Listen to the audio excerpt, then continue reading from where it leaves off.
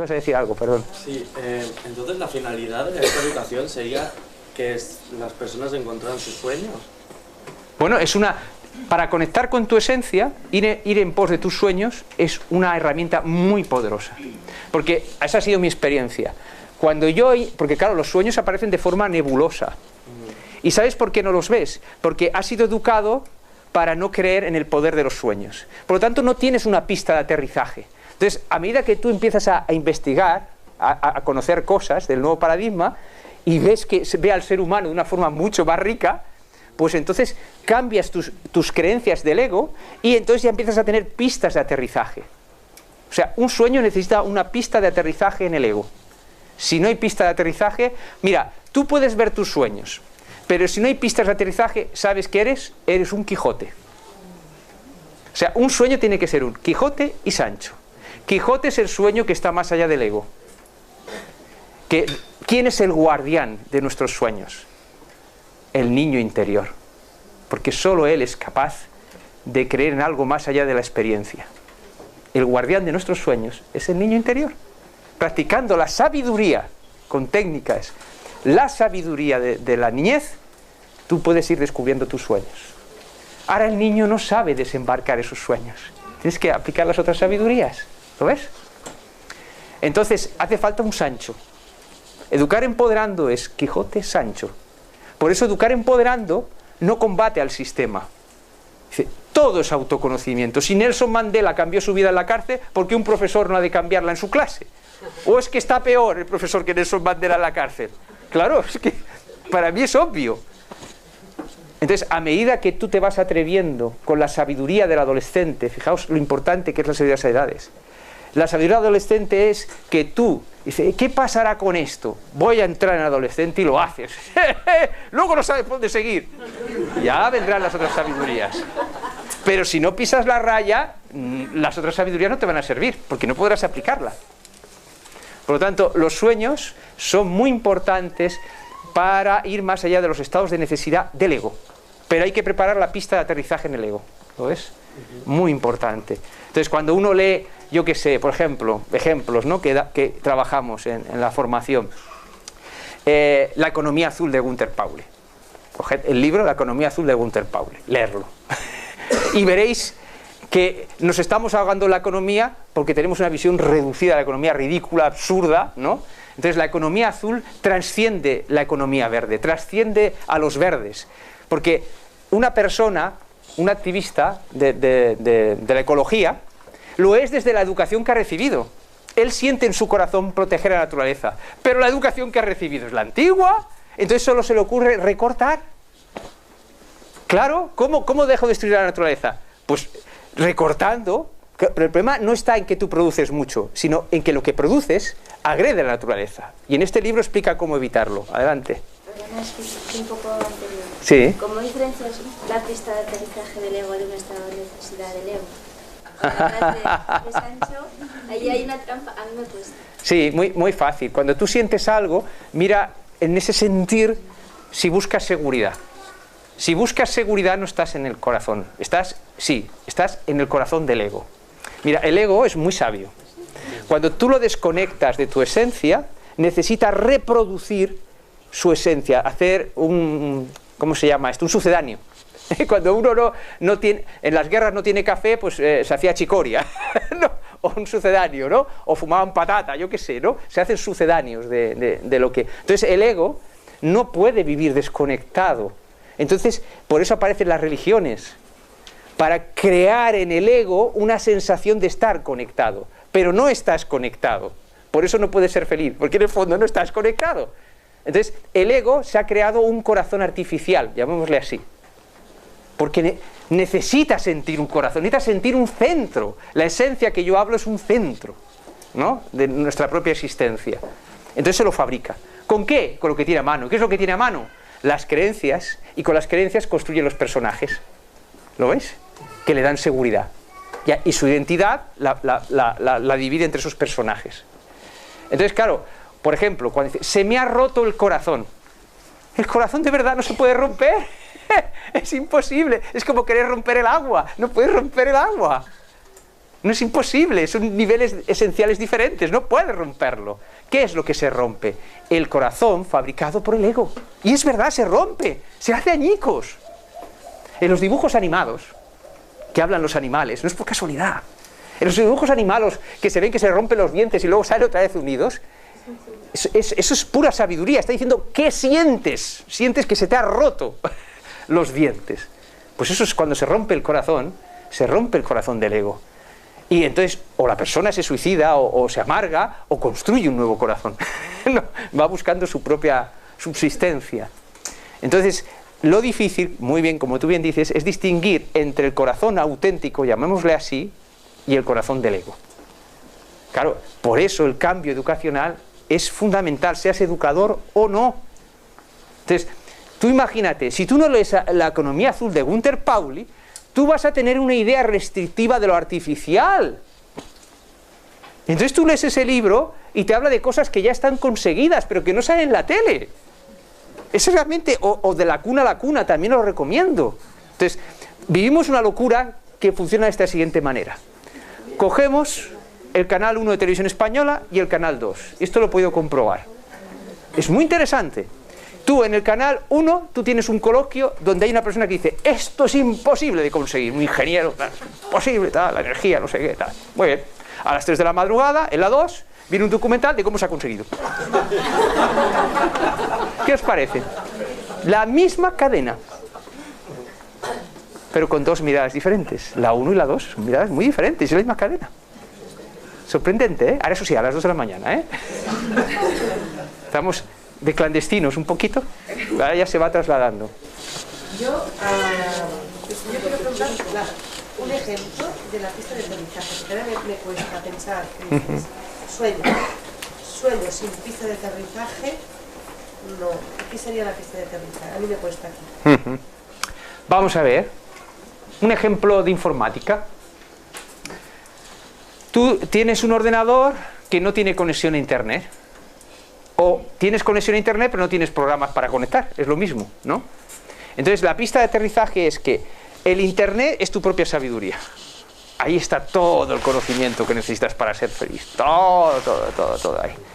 Entonces, si a ti alguien no te enseña a instalar los programas y a manejarlos, tú no podrás disfrutar del internet. Entonces las pistas de aterrizaje es aprender en los nuevos paradigmas, en estas miradas, educándote en todas las direcciones, es conseguir esa conexión. Lo que llamo pista de aterrizaje es una conexión entre tu ego y tu sabiduría. Claro, ahora había que ver casos concretos, pero ¿cómo puedo conectar con mis sueños? ¿Cómo puedo hacer un intento, ¿no? Pues a través del niño interior. Es el guardián de los sueños. Imaginaos cuando habéis sido felices con un niño. Habéis estado jugando con un niño. Entonces, situaros y recordad sentir aquella escena. ¿Por qué habéis disfrutado con un niño? Porque en ese momento ha salido vuestro niño interior. Que por la menor duda. Entonces, claro, empleáis al otro niño, al personaje del otro niño, para sintonizar en el cuerpo las emociones del niño interior. Entonces, vuestra mente está en el niño interior. Entonces, preguntad, en esta experiencia, preguntaros cuáles son vuestros sueños. Muchas veces, cuando éramos niños, esos sueños aparecían en forma de metáfora. Ahora, con la mirada del adulto, podéis descifrar la metáfora.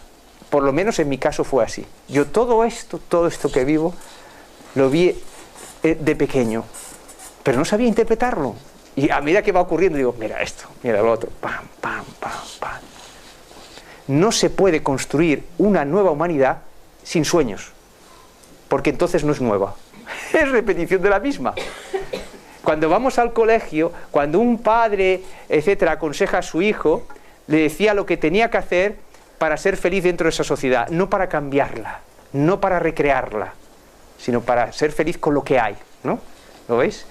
Entonces, ¿cómo se cambia lo que hay? No con conocimiento del pasado, porque será repetición de lo mismo, sino con los sueños.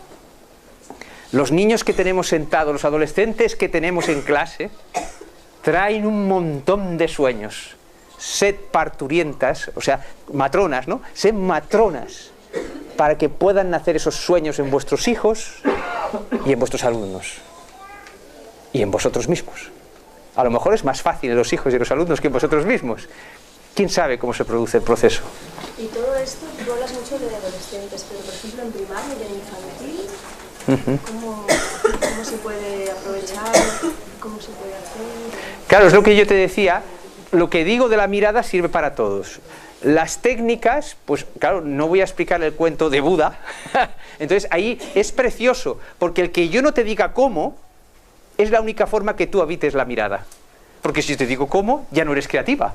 Entonces, claro, lo que no puede ser, es imposible entender esta mirada con 2 horas de charla. Entonces, si queréis investigarla en mis blogs o lo que sea, ¿no? O en el libro o lo que sea. Entonces, cuando tú coges la esencia, por eso la palabra esencia es tan importante aquí, tú ves en tu clase, con tus edades, etcétera, cómo lo puedes aplicar. Pero ojo, es un proceso de años y de crecimiento personal interior tuyo. ¿Lo ves? Y empezar a sentir que realmente tus niños son maestros de vida, uno por uno. Entonces, claro, cuando tú empiezas a habitar eso en tu cuerpo, esa emoción, la magia se produce en clase, como pasaba en el documental Entre Maestros. Cada adolescente empezó a soltar su sabiduría. Y yo lo único que hice es crear el ambiente. Un maestro en esta mirada es un ambientador, nada más. Un ambientador y desde el punto de vista legal un instructor. Cumples los temarios, sobre todo en secundaria, los cumples, pero los llevas al autoconocimiento, ¿lo ves? Pero desde la esencia, tú eres un ambientador, para que cada uno pueda ser el mismo. Entonces, siente esto, incorpora esto en tu cuerpo, documéntate para apoyar esto en tu intelecto, y empezarán a nacer ideas. Y como nacen de ti, entonces tendrás poder. Pero si intentas copiar lo que yo he hecho solamente, no tendrás poder para aplicarlas, porque no nacen de ti. ¿Ves? Esta es un poco la idea, ¿vale? Iría un poco ligado con la educación libre, ¿no? También... Bueno, la educación libre es, obviamente, coincidimos en muchas cosas. Porque esto es como... la nueva educación sería un pastel, y ese pastel no lo podemos tragar entero. Yo no puedo tragarme entero el pastel, ni la educación libre tampoco. Entonces, cuando uno se quiere comer un pastel, ¿qué hace? Corta un trozo. ¿Lo veis? Ahora, el trozo se podía haber cortado de forma diferente, de tamaño diferente, ¿no? La mirada de educar empoderando pretende ser una mirada de águila, integradora. Dice, oye, no, lo de educación, la experiencia de cualquier otra, perfecto. Pero muy importante, no nos dará tiempo a llegar a las características de los 2 paradigmas. Fundamental es conocer las características de los 2 paradigmas, porque mucha educación que se está dando como del nuevo paradigma no lo es.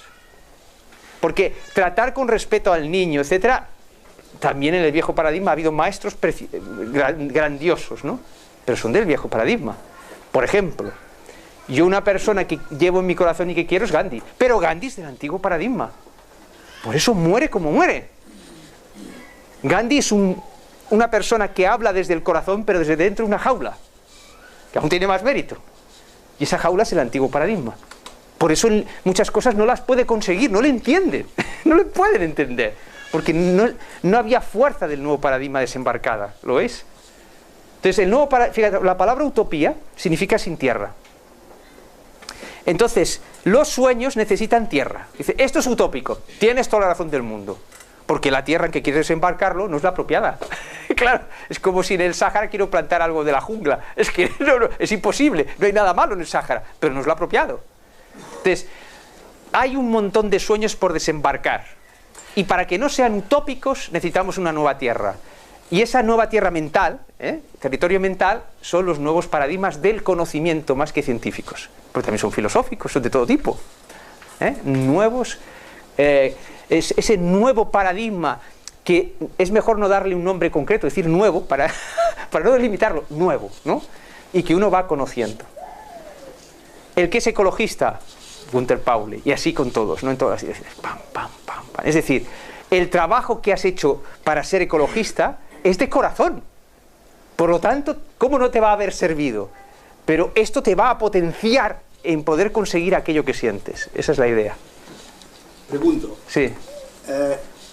Esto que explicas, ¿no es Sócrates? Sí y no. Las dos cosas. Sí, claro. Porque, de hecho, educar empoderando es aplicar el principio socrático en clase, lo decía antes. Ahora bien, ¿cómo aplicas el principio socrático? Claro, esta es la diferencia. ¿Cómo lo aplica cada uno? Pues educar empoderando, aparte de la mirada, tiene unas técnicas. Que en el caso del adolescente es provocar los personajes, por ejemplo, ¿no? Hacer preguntas inquietantes. O sea, una serie de técnicas. Claro, por supuesto. Es que las técnicas para el autoconocimiento, lo ideal es que cada uno desarrolle las suyas. Pero de entrada, pues va bien tener unas cuantas herramientas porque todos las necesitamos para empezar, ¿no? Pero lo ideal es que luego cada uno vaya y comunique al otro lo que ha empleado. O sea, una nueva educación tiene que ser en red. Y no tiene que ser metodológica, no tiene que ser un nuevo método, no tiene que ser cerrado. Si una educación, por ejemplo, os pongo un ejemplo donde habría una discrepancia entre esta mirada y otro tipo de educación, que no menciono el nombre, pero que honro. Si una educación te dice, de 0 a 7 el chaval tiene que aprender esto, de 7 a 14, eso es metodología. ¿Qué es mejor que lo que hay? Claro, pero no está anclado en el nuevo paradigma. Pero el nuevo paradigma te habla de la sabiduría de las edades. Es que un niño de 7 años, de repente, si tú creas el ambiente, te responde con una frase de un señor de 80. Y eso lo he visto. Por lo tanto, yo no me puedo creer que eso tenga que ir por cajones. ¿Lo veis? Ahora, a quien siente algo en el corazón y sabe que lo oficial no le llena, eso le permite un avance, se entusiasma, pero cuidado, lo habita sin ser creativo. Convierte ese método que no nombro en una metodología. Y entonces no honra a su creador. Y desde luego no honra a Sócrates. Claro. No lo puedes honrar a Sócrates copiándolo. ¿Qué es eso de copiar al creador? Eso no es honrar a un creador, eso es copiarlo. Entonces, adelante. Igual te lo tenía que haber preguntado al principio, ¿eh? ¿Tú cómo definirías el ego? Bueno, eso solo le importa al ego, claro. Y la definición dependería del paradigma, ¿no? Ya a mí se me ocurre pues que el ego es una parte de nuestra mente en la que ponemos nuestra identidad para poder vivir experiencias aquí en la Tierra, en estas dimensiones. Entendiendo, como lo vive el nuevo paradigma y yo lo siento, que nuestra esencia, o como lo queramos llamar, vive múltiples dimensiones. Por eso existen los sueños. ¿Por qué sé que tengo que escribir este libro? Y cuando lo escribo, mi ego se sorprende. Y digo, caramba, empiezo a leer mi propio libro y digo, ¿cuánto estoy aprendiendo? Claro, porque viene de más allá del ego. Yo lo único que hice es crear una pista de aterrizaje para que aquella parte de mi sabiduría pudiese penetrar en el ego. Y el ego nunca entiende la totalidad del sueño. Por lo tanto, el ego tiene mucho mérito, porque tiene que proceder por fe. Fe, es un acto de fe en sí mismo y en la esencia que hay detrás de él, ¿no? Por lo tanto, para mí el ego es una cosa a honrar que nos permite ahora comunicarnos, por ejemplo, ¿no? Y que ya está bien de criticarlo, ya está bien de humillarlo, ¿no? Porque es el que sufre y el que transmite el sufrimiento a nuestro cuerpo, ¿no? Y a nuestra vida, ¿no? El ego es el yo. En mi opinión, es el yo. Sí, pero es que el yo, fíjate que todo tiene niveles. Yo llamo esto las octavas. Una palabra tiene octavas. Hay el yo del ego y hay el yo de nuestra esencia. Corazón, alma, Sí, no quiero, cada uno. pero es el yo, ¿eh? Sí, pero No es el otro. no, claro. Pero existe en tanto en cuanto existe el otro. Si no, necesitarías el ego. El ego lo necesitas en tanto en cuanto te tienes que relacionar con otro. Para quitarte el ego, Sí. para quitarte el ego es yo soy yo. Sí, Estos son niveles, cada uno. claro. O sea, pero es este. Sí. Donde el ego ya no está. No, claro. Estoy totalmente de acuerdo. Pero hay que desembarcarlo en un nuevo lenguaje. Porque fíjate, por ejemplo, eso lo pueden explicar muchas tradiciones espirituales, ¿no? Yo soy otra parte de tú, etcétera, etcétera, ¿no? Pero es que si lo queremos llevar a la educación, tiene que ser un lenguaje aplicable en cualquier cultura. Es decir, un lenguaje transcultural, transreligioso, transespiritual, ¿no? Y educar empoderando crea ese lenguaje a través del nuevo paradigma, ¿sí? Y entonces resulta que un ruso lo puede aplicar, uno en la India lo puede aplicar, porque además no vas contra lo establecido. Porque la idea de esta mirada es, oye, los temarios deberían ser otros. Sí, pero son estos. Sancho. Claro, ¿quién los crea? No es el ministro, los crea la sociedad. Es un cómputo de... una sola persona no podría. Es evidente que la sociedad es así y uno se está... Entonces, respeto eso. Entonces, el maestro que trabaja desde la esencia y el autoconocimiento aquellos temarios está ayudando a crear personas que cambiarán esos temarios en vez de enfrentarse con el sistema.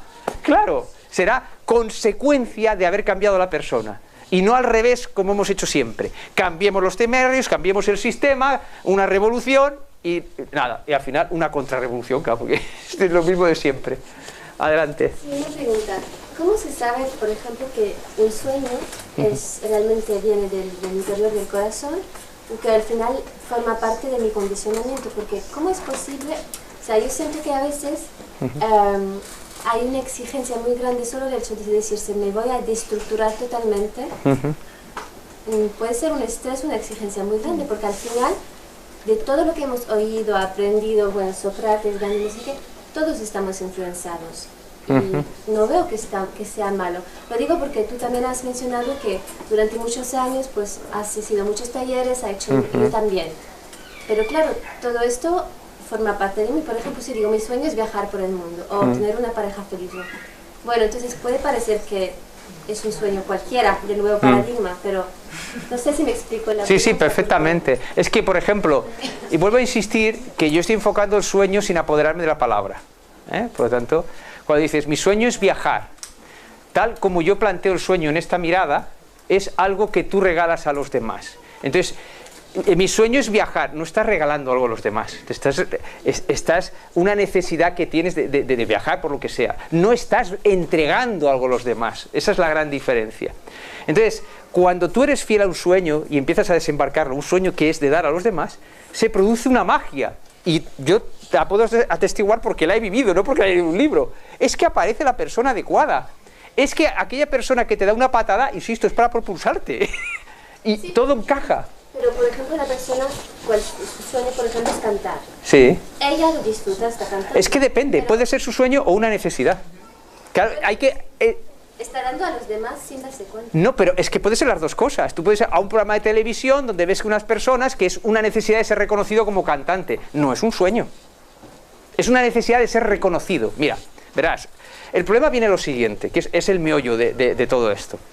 Como estamos separados de nuestra verdadera esencia, pues estamos separados de nuestra identidad, de nuestro yo auténtico. Entonces tienes que fabricarte yo, pero los fabricas en función de lo que tu cultura aprecia. Eso es lo que llamo yo educar como planetas y luz propia en torno a las creencias de la educación, ¿lo veis? Entonces, eso que llamamos sueños normalmente son estados de necesidad en los cuales tú quieres autoafirmarte en tu identidad. ¿Me explico? O sea, la identidad se fragmenta en el ego. Y la fragmenta, fíjate, hasta se fragmenta. Algunas personas llegan a poner parte de su identidad en un equipo de fútbol. Por decir algo, una parte minúscula, llegan a ponerlo. Claro. Otras, en la idea de un país o de una nación, es igual. Esa no es su auténtica identidad. Pero como estamos desconectados, pues que no me toquen mi identidad. Y esa es la fuente de todos los conflictos. Claro, cuando Educar Empoderando propone recuperar nuestra identidad en un proceso que no pone límites en el tiempo, no es una revolución, es una conexión con nuestro interior, entonces, fíjate que si tú vas encaminada a recuperar esa conexión con tu verdadera identidad, retirarás tu conciencia de las falsas, entre comillas falsas, identidades. ¿Me explico? Y eso es un proceso que no haces derribando lo anterior, cuando has dicho, es que no hay nada malo en esto. Es que precisamente la esencia está diciendo, no hay malos ni buenos. Hay un territorio para que veas cómo honro el antiguo paradigma. Ejemplo, yo no estoy atacando el antiguo paradigma, en absoluto. Yo digo, si no estuviésemos desconectados de nuestra esencia, jamás podríamos experimentar la compasión, porque si ahora mismo todos conectamos con nuestra esencia y nuestro poder, ¿cómo voy a tener yo compasión de un pobre? Pues es pobre porque quiere. ¿Lo veis? Por lo tanto, cada paradigma tiene una sabiduría. Ahora, la pregunta es, cuando vosotros os sentáis aquí, debe ser porque estáis cansados de algo, de jugar a algo. Entonces, lo que yo estoy diciendo es decir, yo no digo que jugar al parchís sea malo, dualidad, ganador-perdedor, parchís. Pero yo me he cansado de jugar al parchís. Y otras personas, y muchas más, no solo yo, vemos que hay otros juegos. Para el alma, para lo que queramos decir. Y las reglas son diferentes, ¿no? Entonces no hay nada malo en jugar al parchís. Y uno no deja de jugar al parchís y se pasa al otro, es un proceso. Unos días juega al parchís, el otro juega con el otro. Entiendo, pero, perdón, podemos seguir cuestionando hasta marearnos, porque después, bueno, dices, si una persona su sueño es cantar, ¿cómo sabes si es su sueño o una necesidad? Como tú, por ejemplo, bueno, ella lo siente de todo corazón. ¿Hasta qué punto hay que cuestionar? Porque también se puede decir, tú estás aquí igual porque quieres hacer. Pero es que has puesto el dedo en la llaga. Cuando dices lo siente de todo corazón, hay un proceso interior. O sea, cuando tú me preguntas cómo, yo te digo, es que no te lo puedo explicar en 2 horas. Si no, no haría una formación inmensa, es imposible, no te lo puedo explicar. Ahora yo te digo, yo te pongo mi experiencia de vida, ¿no? Y te digo, es tan sencillo como esto, que tú detectes si ese sentir viene del corazón de tu ego o de tu corazón de tu esencia. ¿Cómo lo sabes? Pues muy sencillo, si hay miedo a no conseguirlo, si tienes miedo, si tienes duda, viene del corazón de tu ego, no viene del corazón de tu propio poder. Eso es una prueba tan sencilla, lo sientes que tienes miedo. Siente que tienes que conseguir aquello para obtener seguridad. Pues eso no es un sueño en este sentido, porque buscas seguridad, no buscas entregar. Claro, ¿cómo puede uno entregar algo a los demás y disfrutar? Porque se siente seguro. Si no se siente seguro no puede entregarlo, a un cierto nivel al menos. ¿Lo ves? O sea, es un proceso interior en el que yo no te puedo decir ahora cómo, porque entonces sería un nuevo método. Toma el manual. No, sería más de lo mismo. Referente a eso del cantar, porque voy a recoger esto un poco. Es decir, para mí sería como el contacto con el fluir de uno mismo. Y esto lo hemos visto en algunos cantantes también, ¿no? Sí. El cantante se canta en ópera como cualquier otro tipo de cantante. Y también un poco desde mi experiencia, que yo también he cantado, es como realmente te das cuenta cómo ahí estás fluyendo tú y disfrutas y es como el gran... Algo así sería, tu pregunta. Sí, esta pregunta está muy bien. En realidad, decía que sí, más o menos, a ver si la resumo bien, ¿no? Que cuando uno canta de corazón te sientes como conectado, ya. El fluir, o sea, cómo uno fluye realmente con lo que algo que es algo que llevas dentro y lo sacas para el otro, pero sientes que realmente fluyes. Es un regalo hacia el otro tu canto. Que no partes desde ahí, sino que partes que realmente puedes ponerlo ahí, estás disfrutando muchísimo y estás realmente dándote cuenta que estás ahí fluyendo con todo lo mejor. Está muy bien. Es fácil. No, es fácil también. Lo que dices está muy bien. Es decir, cuando tú haces una cosa como cantar desde el corazón, ¿no? Por decir, o lo que sea desde el corazón, tú la puedes hacer en el viejo paradigma también. Porque no estaríamos buscando esto si no lo hubiésemos experimentado en algún momento. Que esto se me ha olvidado decirlo, es muy importante, ¿eh? O sea, no es que vayamos a experimentar algo que no hayamos experimentado nunca. No, hemos experimentado momentos de éxtasis y de conexión. Lo que planteamos con esta mirada educativa es cómo podemos hacerlos permanentes. Que esto, muy buena, porque a lo mejor no ha quedado claro, ¿no? Cómo podemos reestructurar nuestro ego sin que la casa se caiga, atención, ¿no? En un proceso, para que esto sea cada vez más permanente. Eso es. ¿De acuerdo? Es que todo el mundo hemos vivido, aunque sea al contemplar ese hijo recién nacido. En ese momento hemos estado conectados. Muy importante esto que se me había olvidado, fundamental. Bueno, a ver si podemos pasar alguna diapositiva más. Cada vez puedo dar menos. Vamos a ver. Bueno, educar empoderando, mira al maestro como un artista. Es un artista, fijaos, con un pincel que está en la tierra. La tierra es la nueva humanidad, ¿no?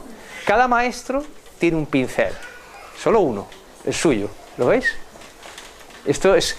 Entonces, el nuevo maestro, que tiene que pasar de instruir a enseñar, tiene que ser un artista, tiene que ser desde el sentir, convertir su clase en una obra de arte. Que cuando termina la hora es un cuadro único, una joya única. Aquella hora de clase es una joya única, un cuadro que se entrega a sí mismo y a sus alumnos. Otra idea, educar empoderando implica recuperar la conexión con nuestra propia creatividad. Claro, nuestra auténtica creatividad no está en el ego. El ego es el que experimenta las cosas, no quien las crea. Pregunta inquietante, para que veáis cómo afecta a todo el conocimiento. ¿Vosotros creéis que los egos de las personas pueden crear un idioma o una cultura? ¿Sentís capacitado que el ego pueda crear un idioma o una cultura?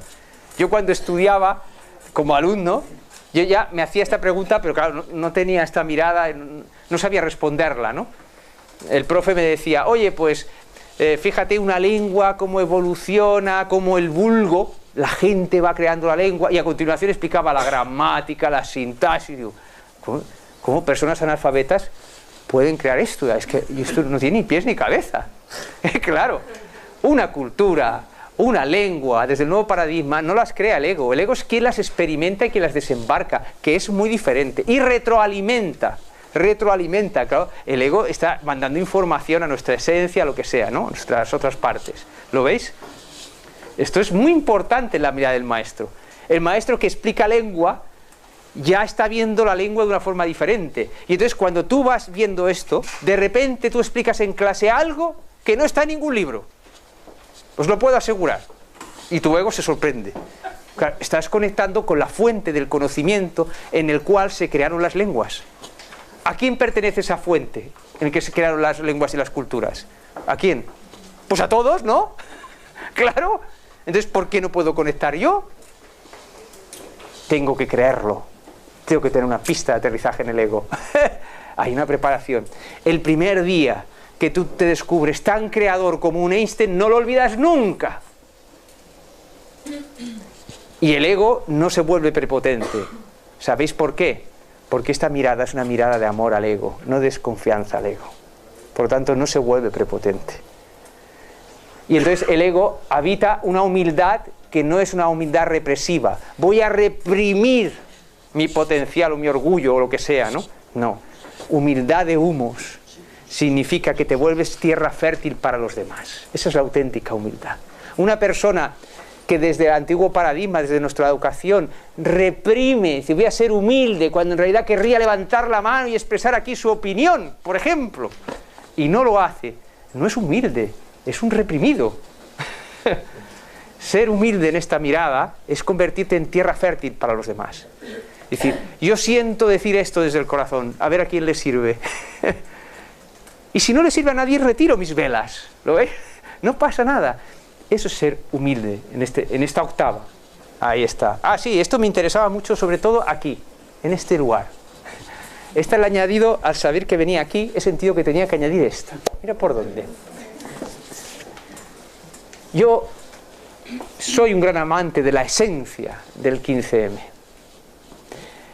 Cuando fuimos a la radio a hablar con gente del 15M en un coloquio que coincidimos y conocimos a unas personas sorprendentes, que yo llamaría a unos jóvenes que formaban la esencia del 15M. No es lo mismo el 15M que la esencia, lo que yo llamo la esencia, ¿no? Entonces tenían unas ideas fabulosas sobre el mundo, ¿no? Y entonces nunca olvidaré este coloquio de tanta sabiduría y que el político que estaba sentado allí no entendía. Había un político, da igual el partido porque el problema es el mismo, ¿eh? Entonces, el del 15M, que representaba esta esencia para mí, le hablaba de que ellos estaban viviendo un nuevo mundo. Dice, oye, mira, es que las cosas, cada uno hacía lo que sentía y aquello funcionaba. Y entonces el político preguntaba, bueno, ¿pero vais a hacer un partido político o qué? Porque es que si no, no entendía. O sea, él pensaba que ese mundo había que construirlo. Y el chaval estaba diciendo, es que lo hemos vivido y queremos esto. No lo entendía. Eso es lo que en esta mirada llamo el sistema inmunitario de las creencias. Como nuestra identidad está en las creencias, entonces defendemos esas creencias de forma inconsciente, con un sistema inmunitario. Entonces es muy divertido. Disfrutad esto, haced pruebas. Yo disfruto muchísimo con los personajes de los otros. En vez de criticarlo, un personaje cerrado. Disfrútalo, aprende, ¿eh? Y conecta con pídele permiso a la esencia. Yo puedo disfrutar con tu personaje, ¿no? Entonces, claro, tú ves entonces que ese sistema inmunitario hace que, si tú le haces una pregunta inquietante para mí es que la respuesta no está en donde piensa esa persona, que está afuera, claro, no la puede responder. Entonces, hay una serie de actitudes del sistema inmunitario muy divertidas de descubrir. Una es ignorar la pregunta, otra es irse por peteneras, y otra es atacar tu autoridad. ¿Y tú qué entiendes de esto? Pero claro, no responde a la pregunta. Y entonces os invito a jugar. Yo he visto como estos 3 tipos de respuestas, ¿no? Jugad, pidiendo permiso al corazón del otro. Quiero aprender de tu personaje. En vez de sentirme atacado, quiero aprender de él. Porque además va a reflejar enganches de mi personaje con el tuyo. Gracias, te honro. ¿No? ¿Lo veis? Esto es muy importante. Los personajes nuestros y de los demás nos hablan de cómo estamos estructurados en nuestra educación. Si no aprendemos de dónde salimos, ¿cómo narices vamos a saber ir a dónde vamos? Parece una tontería, pero es que es esencial. Si yo quiero recorrer un camino, tengo que tener claro dónde salgo y a dónde voy. Dónde salgo es conocer el antiguo paradigma. Fundamental. Y cómo me está limitando. Y luego el nuevo. Uno inacabado, otro acabado. ¿Lo veis? Bueno, pues en esta diapositiva, Educar Empoderando sugiere un camino que nos lleva de súbditos de las creencias culturales a ciudadanos. Meta imprescindible para una auténtica democracia. En el movimiento 15M se habla de democracia real. ¿Lo ves? Auténtica, real. Claro, la naturaleza y también nuestra inteligencia tiene estratagemas. Son las estratagemas de la conciencia. Tú, cuando eres un ser humano, a pesar de que tienes todas las edades dentro, por eso puedes jugar con un niño y sentirte niño, encarnas linealmente una detrás de otra en el cuerpo, ¿lo veis? Y eso confunde, piensas que solamente tienes una, no, es que encarnas en el cuerpo linealmente y tú no eres solamente ese tiempo lineal ni solamente ese cuerpo, ¿no? Entonces, claro, cualquier cosa que queramos desembarcar tiene que seguir un proceso de edades. Es una estrategia de la conciencia y de la naturaleza. Entonces, la democracia tiene edades. No es que la democracia que tengamos sea falsa. No es que la democracia esté corrupta. No es eso, en esencia. Es que tiene edades. Es que es un recién nacido. Es que es un niño. Y a un niño le engañas. De hombre, es que nos engañan al pueblo. Claro, porque es una democracia de niño. Y al niño le engañas.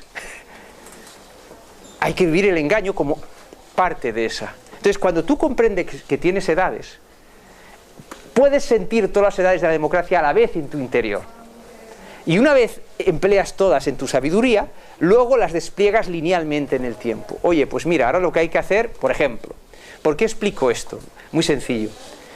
Federico Mayor Zaragoza me fascinó con esto.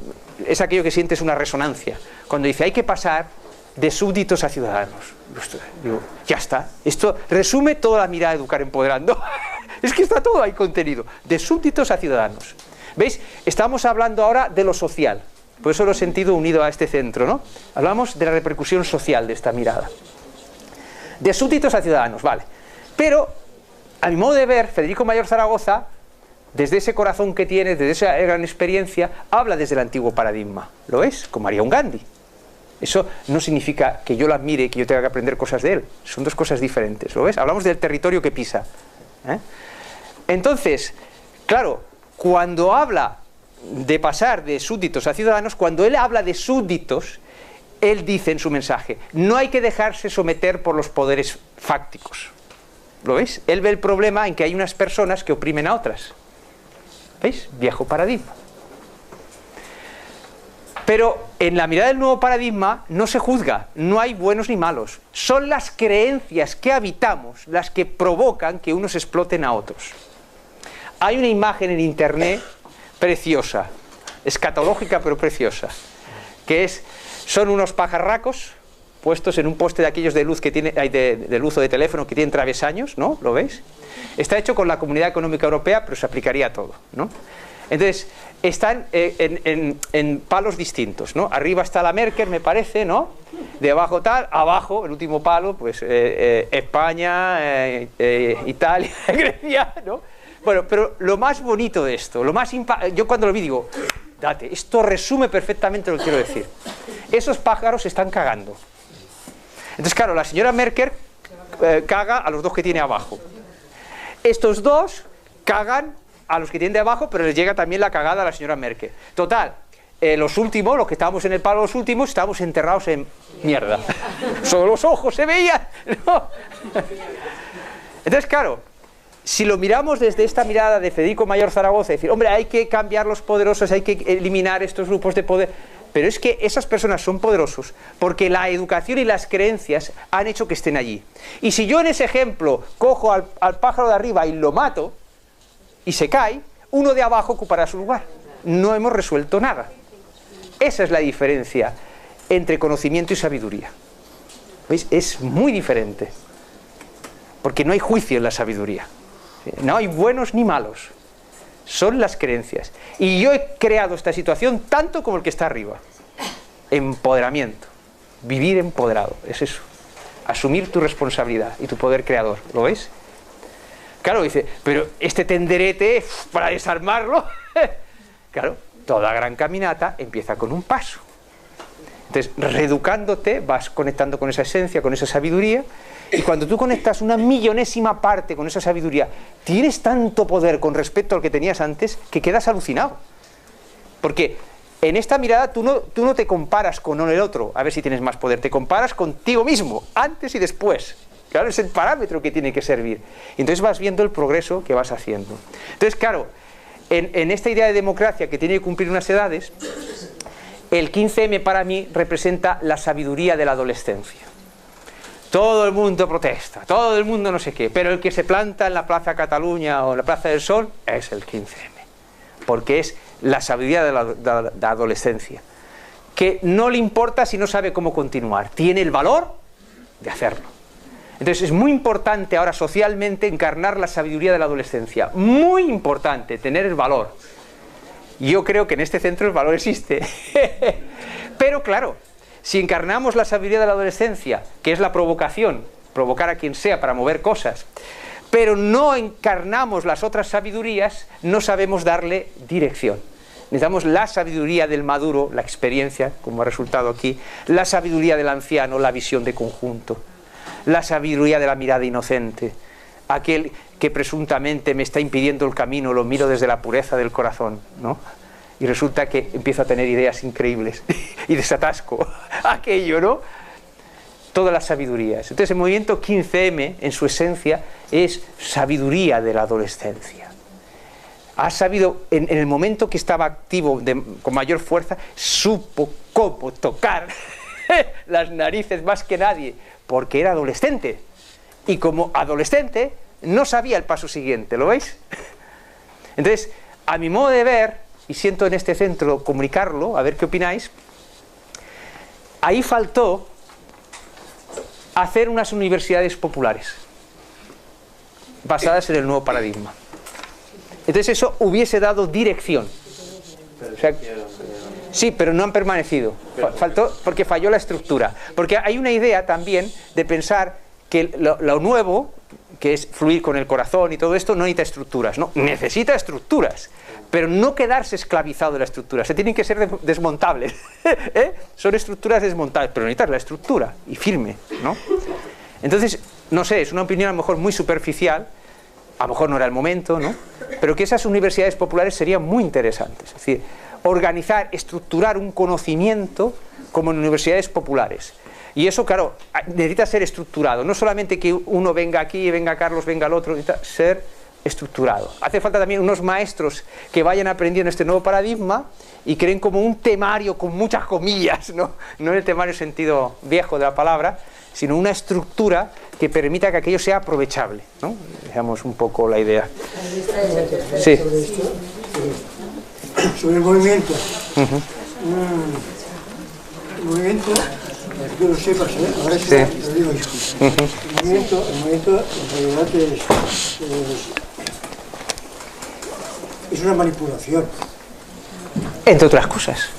Bueno, claro, es un conjunto, ¿no? Especialmente de democracia real ya.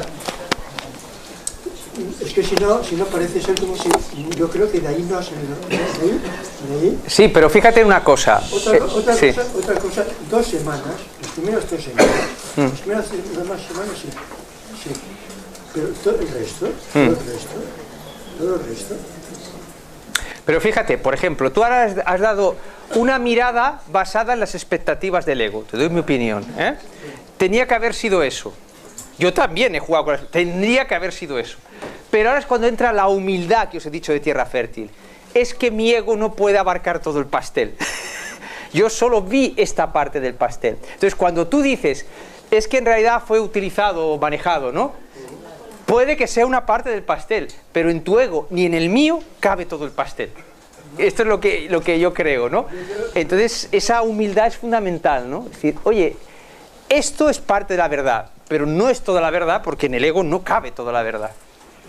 Entonces no sé si... Eso sería para discutir. Claro, claro. O sea, yo no he juzgado al 15M.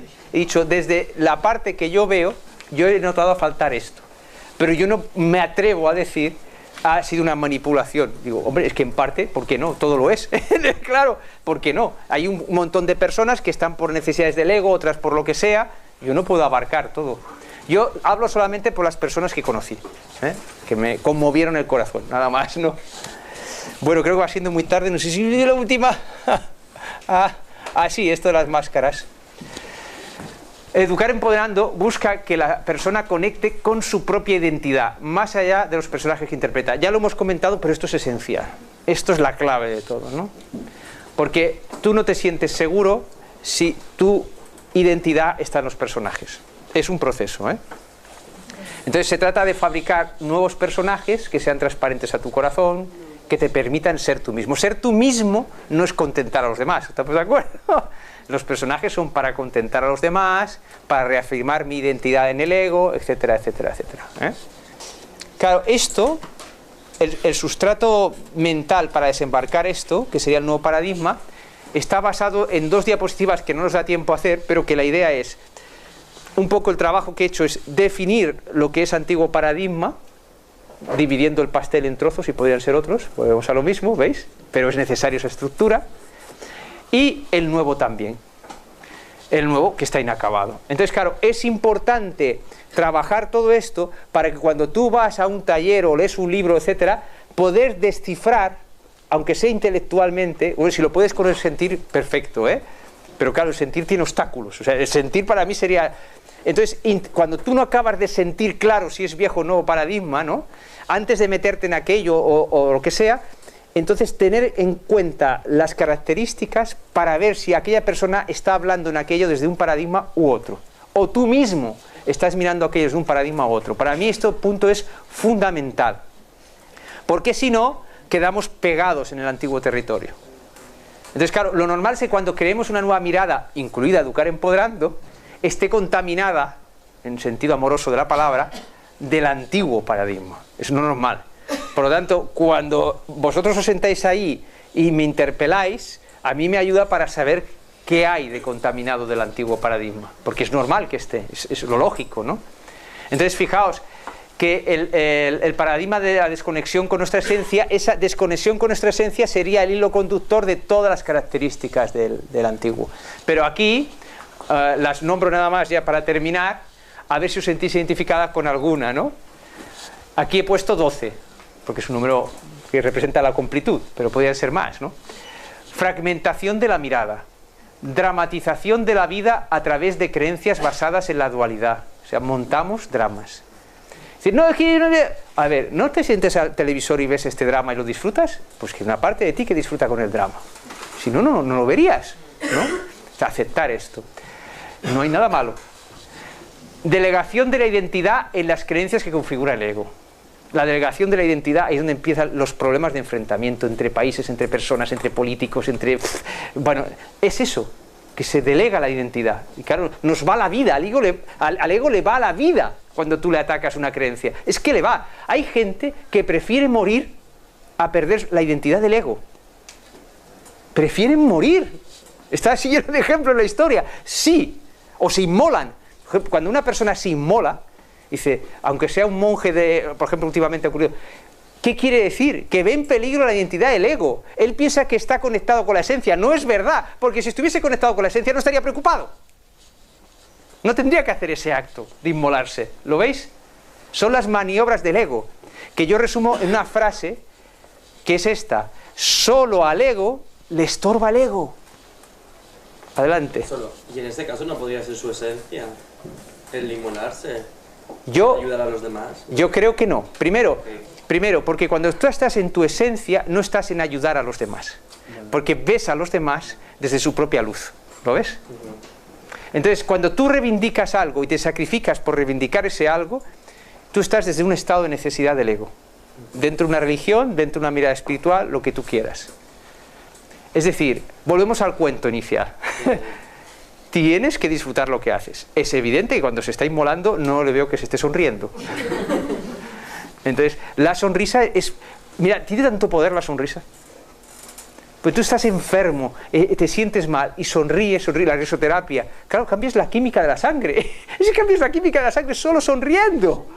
Cuando ves que ese poder funciona, empiezas a empoderarte de tu propio cuerpo, ¿no? Empiezas a no tener miedo a tu cuerpo, porque sabes que simplemente sonriendo tu cuerpo se recarga y lo experimentas y lo ves, ¿no?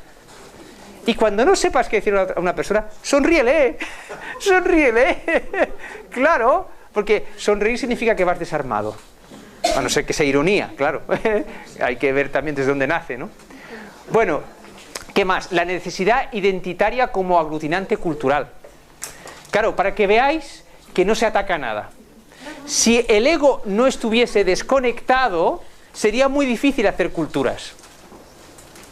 ¿Por qué una cultura se reafirma frente a otras? Porque el ego necesita el apoyo de los que son iguales. ¿Lo veis? E incluso se crea enemigos con otros países, otras culturas, para autoafirmar su identidad dentro del ego. Por lo tanto, ¿veis? Que lo explico con admiración. Estoy admirado de cómo funciona el viejo paradigma. Y es un disfrute, después de haber sufrido, poder entenderlo. Es un auténtico disfrute. Y las personas que no lo están viendo, pues respeto, porque ese ser está, en su esencia es tan sabia como yo, esa persona. Ese punto es fundamental. Cuando yo hablo de dos territorios, esta idea es fundamental. El viejo y el nuevo. Son territorios diferentes en la mente del ego, ¿eh?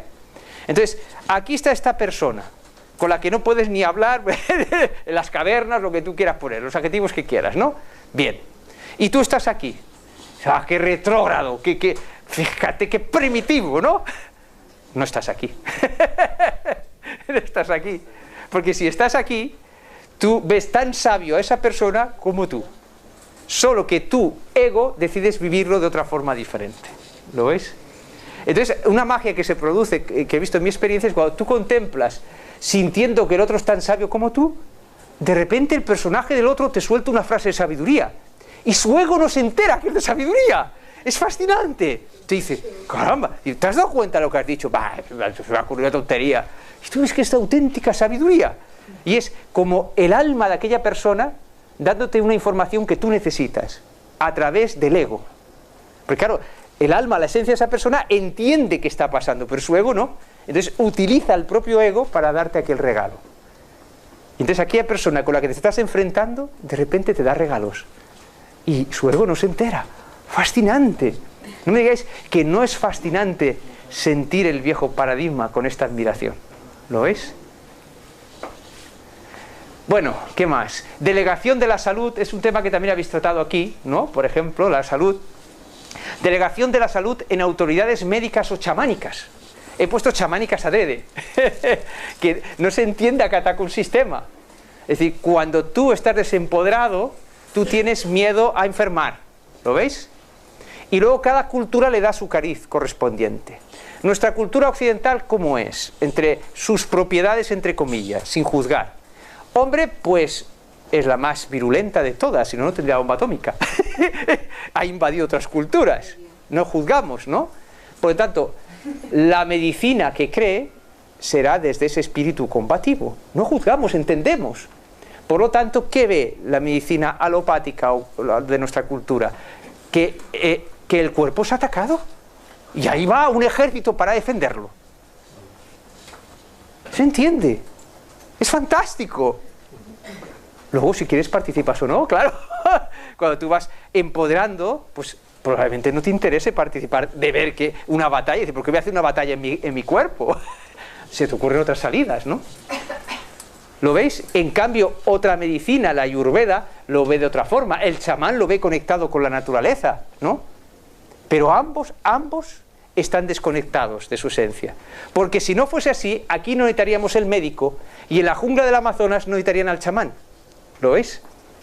Esto es lo que tienen en común todas las culturas en el viejo paradigma. La mirada antropológica ve las diferencias entre las culturas. Aquí vemos lo que hay en común. Para ser conscientes de qué nos ata al viejo territorio.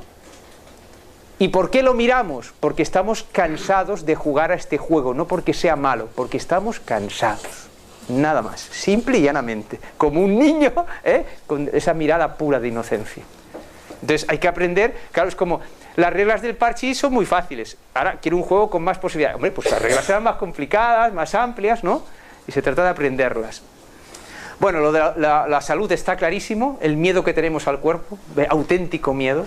En vez de... Y fijaos, cuando tú desconectas, el médico se olvida una cosa importante. Que el médico aprende del cuerpo. Se llega a olvidar. Es decir, cuando uno investiga, aprende del cuerpo. Y lo ignora. O sea, el enfermo que tienes delante, en su esencia, en la información que maneja su cuerpo, sabe más que el médico. Solo con que el médico conectase con ese sentir, aún desde su propia medicina, desarrollaría una sabiduría y empezaría a sanar a otro nivel a sus enfermos. De la misma forma que hay un educar empoderando para la educación, tiene que haberlo para la sanidad. Tiene que haber un camino que no se trate de derrocar a una medicina u otra, sino que haya un despertar en el médico de cualquiera o en el chamán dentro de esa medicina. ¿Lo veis? Esta es un poco la apuesta. Bueno, necesidad de ser reconocidos en nuestras identidades del ego por los demás. Constantemente queremos ser reconocidos, ¿ves? ¿Qué más? Delegación de la creatividad en autoridades, son otros los que crean. El trueque de libertad por seguridad. Yo, si tuviese dinero, haría esto, haría lo otro, ¿no? Busco la seguridad, ¿no? Así no se pueden desembarcar los sueños. Hay que, con la sabiduría del adolescente, ir más allá de la seguridad. Imaginarse habitante del futuro, pero no su creador. Muy importante. Hay que educar a personas que se sientan creadoras de su futuro. Anticrisis total. El chaval que sale del sistema educativo sintiéndose el creador del futuro y de su propia vida, ¿a qué crisis tiene que temer? A ninguna. ¿Cómo se hace esto? Pues recorriendo este camino. Claro, es un camino de sentirlo, ¿no? Bueno, imagínate, reprimir sentimientos de forma selectiva, los inhibidores del sentir, muy importante esto, para no juzgar a las personas. Yo de repente veo que aquella persona es insensible en algo, pero no veo mi propia insensibilidad. Yo pienso que todos habéis vivido esto. El ejemplo de los toros, por ejemplo, ¿no? Un torero dice, esto es un arte. Y tú le contestas, sí, la guerra también, pero no la quiero. No vamos a discutir esto, ¿no? ¿Qué está ocurriendo? Pues que la persona que va contra el arte del toreo, ¿no? Podríamos decir, no contra los toros, está sintiendo el dolor del toro, pero el matador no lo siente. Ni eres mejor, ni eres peor, en esencia. Solo que esa persona, para poder realizar aquello por un misterio del antiguo paradigma, para poder vivir aquello, tiene que tener un inhibidor. Como el señor que tiró la bomba atómica sobre Nagasaki o sobre Hiroshima, tenía que tener un inhibidor, porque si no lo tiene, no lo puede tirar. Entonces, todos tenemos inhibidores. Entonces, al ir cambiando la amplitud de nuestras creencias, vamos retirando esos inhibidores. Si no los tuviésemos ahora, nos pondríamos a llorar todos aquí. Porque en estas 2 horas han muerto miles de niños de hambre. Si no tuviésemos ese inhibidor, no podríamos hacer ningún trabajo. Por lo tanto, al toreo o a quien sea que nos parezca que es cruel, mira, no te entiende porque tiene un inhibidor del sentir en esta dirección, como tú las tienes en otras. Eso, ¿veis? Es reestructurar tu mente para poder sentir al otro desde el corazón. El trabajo es en la mente, pero para poderlo sentir. Bueno, y ya para terminar, el sentimiento de culpa como freno a salirse de lo establecido como lo correcto. O sea, ¿cómo te atrapa una cultura para que no pises la raya de lo prohibido? Hay el método expeditivo, ¿no? Pero hay uno mucho más eficaz, haciéndote sentir culpable. Esto no es solamente cosa de las religiones. La cultura, el grupo, en el trabajo, lo que sea, te hacen sentir culpable. Y emplean la ética o la moral como arma arrojadiza, ¿no? Claro, en este nuevo territorio, la ética y la moral no son necesarias. Es un proceso, ¿eh? Porque si tú sientes en tu corazón al otro, tú no necesitas ninguna reglas. Ahora, si eres un Quijote, dices, ya lo he entendido todo, ¿eh? Y no puede ser. Tienes inhibidores. Tú, como tienes inhibidores, examina tu ética, te puede servir. Pero hay un horizonte, que la ética no sea necesaria. De la misma forma que hay un horizonte. Oye, que no haya hambre en el mundo, pero la hay. ¿Eh? Ahora, no la podemos cambiar si no tenemos el horizonte de acabar con ella. Pues esto es lo mismo. Sentir el horizonte cada día para poder andar pasos hacia él. Bueno, creo que hemos sobrepasado el tiempo, ¿no? Os doy las gracias por haberme aguantado. Un momento, recogemos el árbol con todo su ramaje, ¿no? Cada uno, yo me lo llevo a casa. Ahora lo podéis adornar con objetos de Navidad y regalitos, ¿no? Y gracias de nuevo por vuestra presencia y por vuestra atención. Gracias.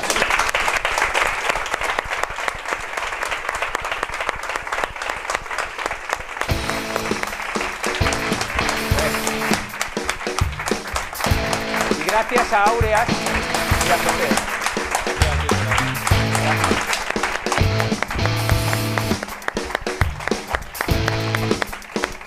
Bueno, ya está.